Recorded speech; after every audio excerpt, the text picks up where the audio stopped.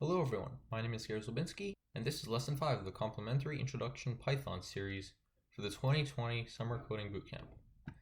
And in this lesson, we will be writing our first program and we will be learning about data type compatibility. So for this program, what I want you to do now is ask the user for two numbers and then multiply the two numbers and place the answer into a variable. You can do so by typing the variable is equal to the first number times the second number. And then you can print the result of the number to the user. So I will give you a minute or two to do that. So pause the video now, complete it, and once you're done, you can unpause and we will go over how to do this in Kaggle.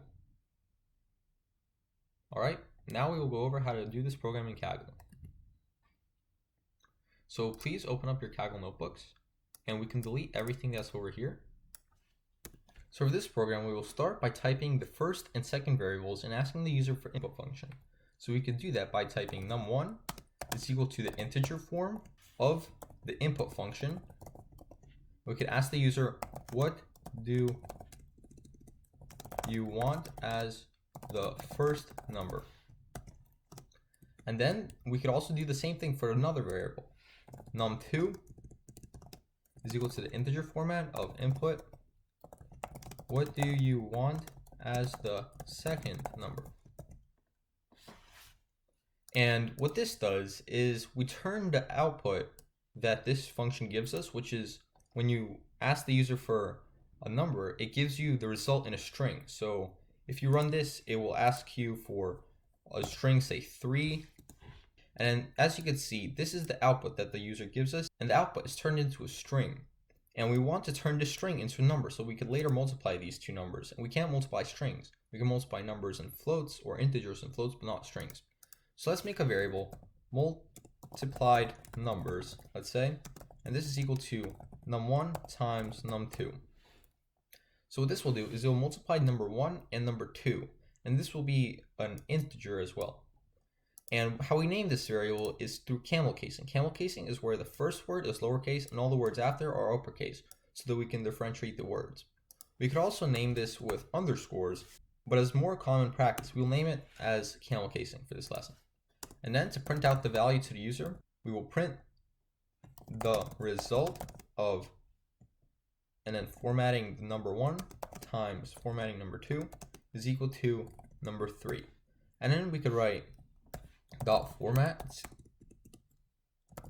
to add these variables into the string, and then we could do string of num1, string of num2, because we want all the data types to be compatible, which we'll talk about later.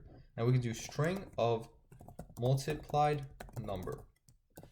And as you can see, when we run this block of code, it'll ask us for the first number. It'll ask us for the second number, say 3 and 5. Oh, my apologies, I didn't add the right variable name for this one. So this will be num1, num2, multiplied number, and then write again, 3, 5, and it gives you the result, which is 3 times 5, or 15. Now moving on. What to consider when running this program is when you request a number for the user, you have to make sure that the data type is what you want it to be. So if you're multiplying a number, you have to make sure the result is in an integer form. And to turn it into an integer form, like we did with the int and then the parentheses, we have to make sure that the string is an integer in a string. It can't be an S or an R or any letter, because that would only return error. It has to be an integer or a float in a string. And in this case, we can make the data type a float, or we can make it with integers, so that decimal points will also be accepted in the input. And we do this with the following: float and then the integer inside, or you can do integer of a float. And you can't do a float of a string unless the string has, say, a number and then decimal points after it. And when you do integer or float, it rounds down the float to the first non-decimal digit. We could also do this by typing string of float or integer of string or float of string if the string is an int or a float with quotation marks only. It can't have any letters, as said before. The string of float or int works with any values of float or int as well. So it could be as large of a number, as small of a number as you want, as long as it's a number. And last but not least, data type compatibility. When you add floats or integers, they turn into floats because the integer is considered a float when you add it to another float, because in the end, there will still be a decimal point after it. When you add floats to floats, they remain floats. And when you add integers to integers, they remain integers. So it's kind of like the dominant data type is float. So if float is anywhere in a function, it turns the whole number into a float.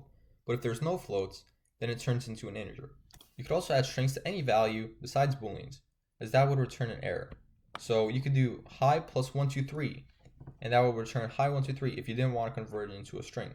But to make it clear and for you to understand what all data types are, it's highly recommended that you still turn in an integer into a string. That'll be it for this lesson. Thank you very much for watching. Please visit evolvecoding.com if you want to learn more about our 2020 summer coding camp or to register or contact us. Please visit our Facebook, Instagram, and Twitter pages for updates on newer lessons or about the summer coding camp. Thank you very much for watching. Please subscribe if you like it. Like the video. Thank you very much. Have a nice day. Goodbye.